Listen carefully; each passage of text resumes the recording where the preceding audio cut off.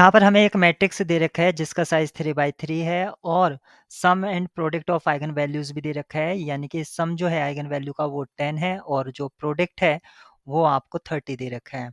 आपसे पूछा गया है ए स्क्वायर प्लस बी स्क्वायर की वैल्यू क्या होगी? अगर आप इस मैट्रिक्स को ध्यान से देखें तो ये एक अपर ट्रायंगुलर मैट्रिक्स है। अगर अपर ट्रायंगुलर है तो इसके आइगन वैल्यू जो होंगी वो ए, बी, 3 ये होंगे, यानी कि डायगोनल एलिमेंट्स आइगन वैल्यू बन जाएँगे। अब यहाँ पर आइगन वैल्यूज़ अगर ये हैं तो a प्लस बी प्लस 3, यानी कि सम कितना दे रखा है 10 और प्रोडक्ट कितना दे रखा है, यानी कि 3ab इक्वल्स टू 30। इन दो इक्वेशन को अगर हम सॉल्व करते हैं तो यहाँ से मिलेगा a plus B equals to 7 और दूसरी इक्वेशन मिलेगी ab इक्वल्स टू 10। तो इसके जो पॉसिबल फैक्ट मतलब पॉसिबल a और b की जो वैल्यू होगी वो आपकी 2 और 5 होगी। इसमें से मैं ये नहीं कह रहा हूँ कि A2 होगा या B5 होगा।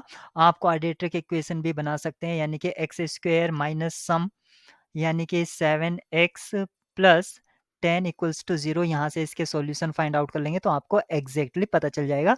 लेकिन यहाँ पर जैसे कि हम देख रहे हैं कि 7 है और 10 है तो इन दो को ही मल्टीप्लाई करके ये मिलेगा।